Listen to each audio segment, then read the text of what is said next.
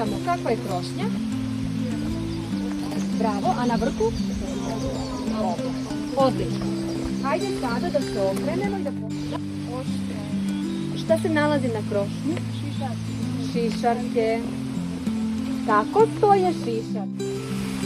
Jela. Kako ja znam da je ovo jela, kao i vrsta koju smo malo pre videli? Na osnovu izgleda kore. Koja je ovo boja kore? Siva, svetlo siva. A da li je ona ispucala? Da. Ovo je raščešana. I ne može da se vrti ovako. Ali ljudi, ovo nije baš neki dobar primjer smrće. Nema veze. Što su isto raščešene.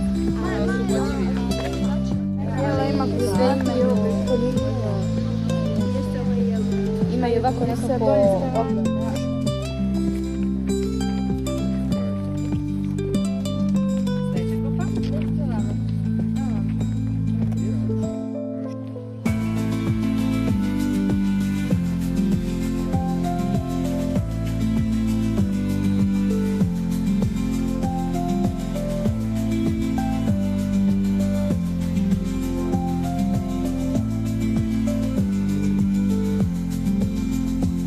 Ovo ovdje je jela zbog njenih svetlih listova i tanjih kodlji, a ono je prva.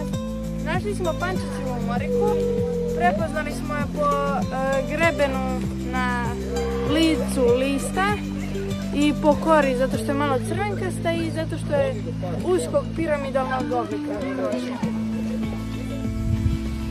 Evo, našli smo četine jele, ariša i pančićevo morike i sad tražimo dalje.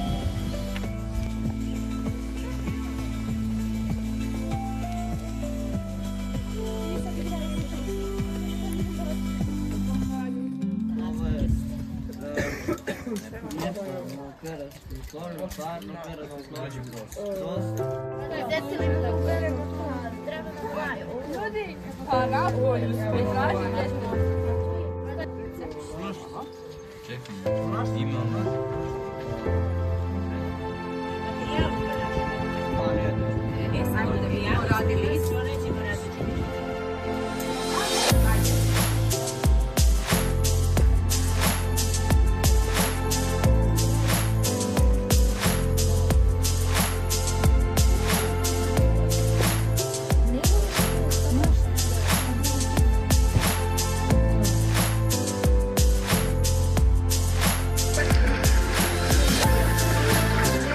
U organizaciji Centra za stručno usavršavanje našli smo se na Goču, na kampu koji je posvećen biologiji i koji nosi radni naziv Šuma u školi i škola u šumi.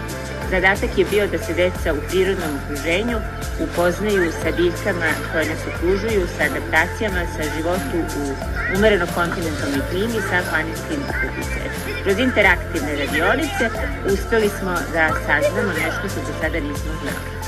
Nadamo se da je bilo zadovoljstvo za sve, bar za nas predavače jeste.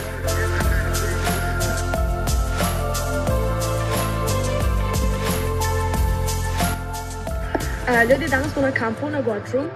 Sada smo malo planinarili po planini u šumi i jako nam je lepo vreme i jedva čekamo da dođemo ponovo.